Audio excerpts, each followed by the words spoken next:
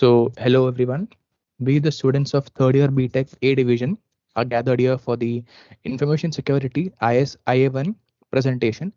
And the topic for the presentation is Wireshark.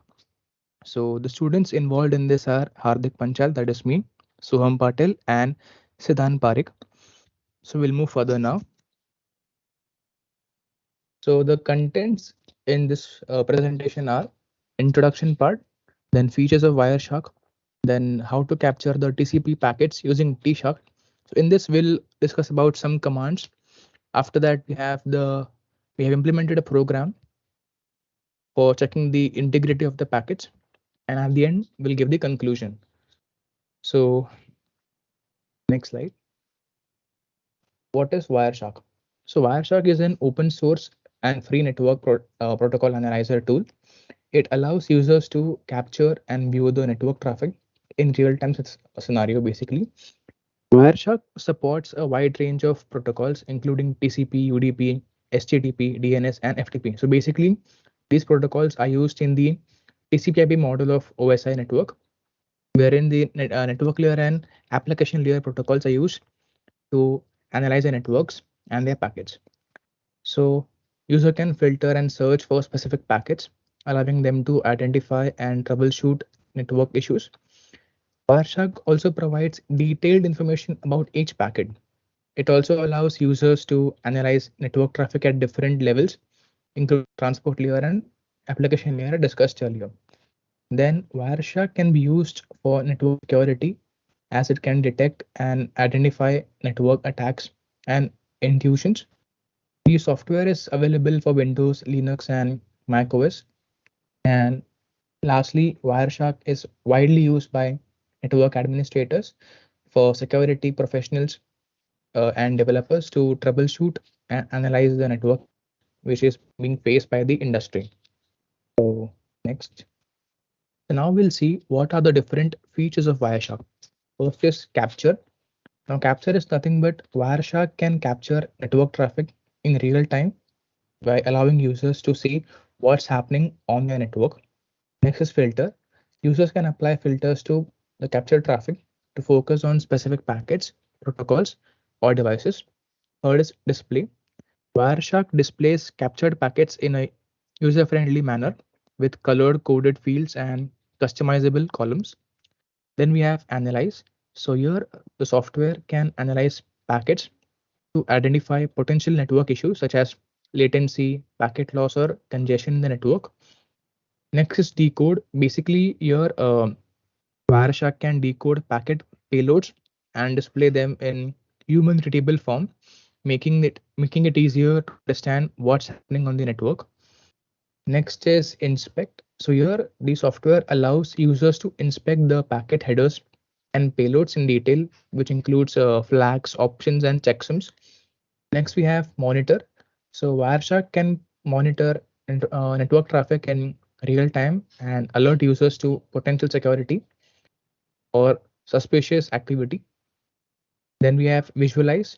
So here the software provides various visualization tools such as graphs, charts to help users understand network performance and behavior.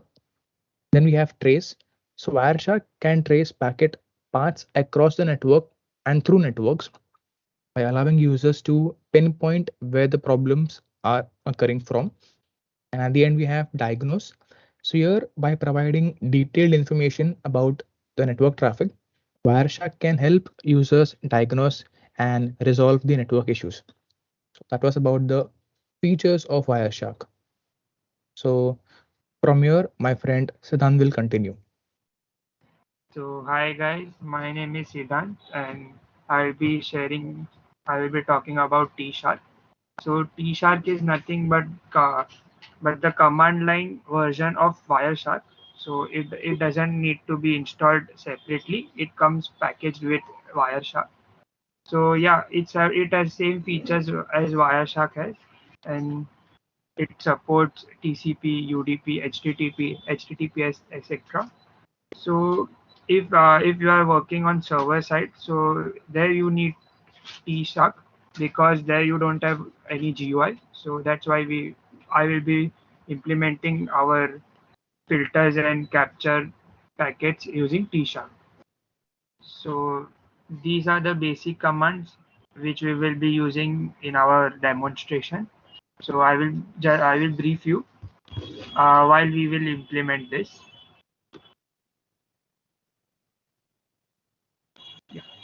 So basically, to find out what all interfaces which we have available, which are available to us, we will type tshark -d.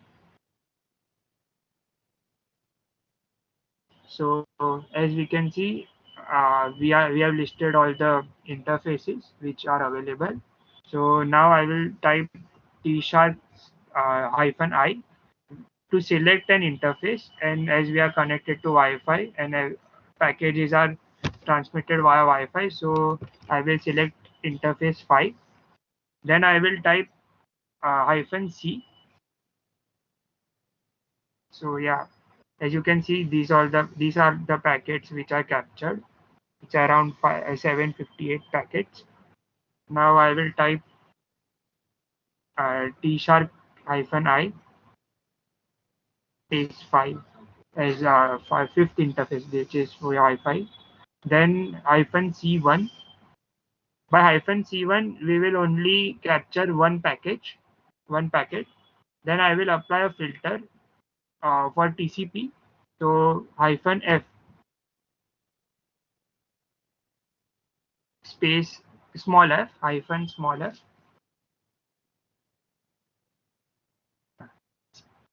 space TCP space port space 443. So for 443 is the HTTPS port which is used by a TCP for encrypted web services. So as you can see, it has captured one packet of TLS. Okay, because there are multiple protocols using T 443 port. Okay, one second. Yeah, as you can see, now we got a TCP package. So now we will store this TCP package into a file, into a PCAP file, so that we can verify afterwards with a text file. So we will first type the same commands, that is -I space 5 space -C1 space hyphen small f inverted TCP port 443, then space -W.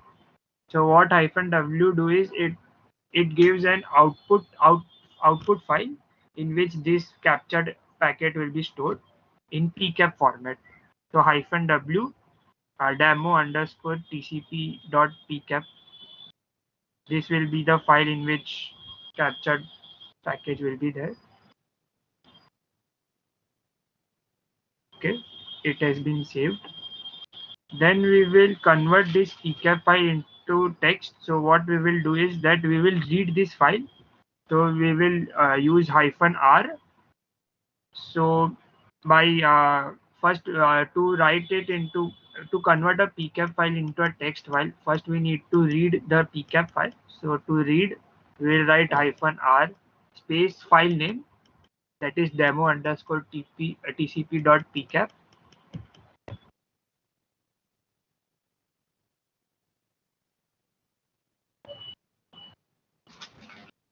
Then we will write it in a text file. So we will give a text, we will write -W, which will be our output file, and we will name it as pi underscore TCP dot text. And as we are converting it into a text, we will need to give it a file format. So to give a file format, we will give it capital F space K12 text, and we will run this. So this is this PCAP file is converted to text file. and we can view this text file.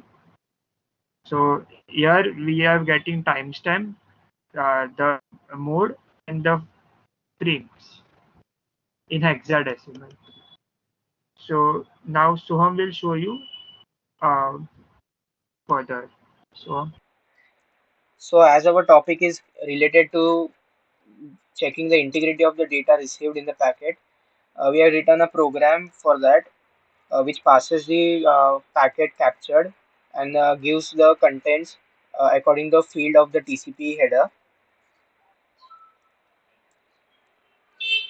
So after typing all these commands which Siddhant told, these two files are generated, which are named as TCP demo TCPI pcap and py tcp.txt. For checking the contents of the TCP packet we received, we have to use a program which we have written, which is named as tcp.py, and pass the txt file in which the packet captured is saved. It lists all the contents of the TCP received as a packet, and then gives the header size, which is 21 bytes in this case. Then other the fields are listed down here. One is the source port address, which is 443, uh, as it is HTTP protocol, HTTPS protocol. For the destination port, it is of the computer port, which is 51640, and sequence number, acknowledgement number are according to the communication which was happened previously.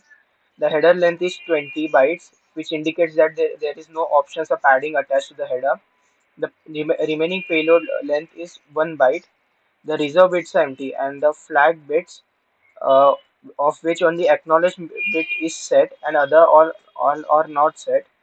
The window size is 8, and the checksum is calculated. The last field, which is the urgent pointer value, is 0.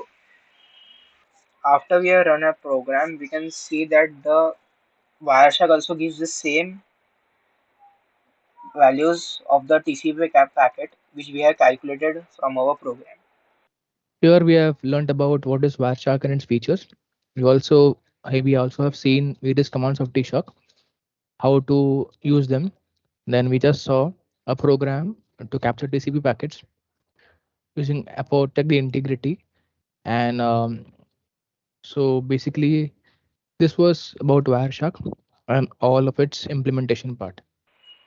For the future scope of the project, we can check the integrity of the whole communication which is happened from the start of the communication, which can be a three-way handshaking till the termination of the communication. We can also check integrity for other protocols like IP, UDP, DHCP. This can be also used for educational purposes, in which the students can know how the communication is taken place, and how the communication is started from, and then how the packets are sent from the source to the destination. Then we can also know how the connection is terminated, and if it connection is failed or a connection termination is failed, how it is handled. And that's all about it. Thank you very much.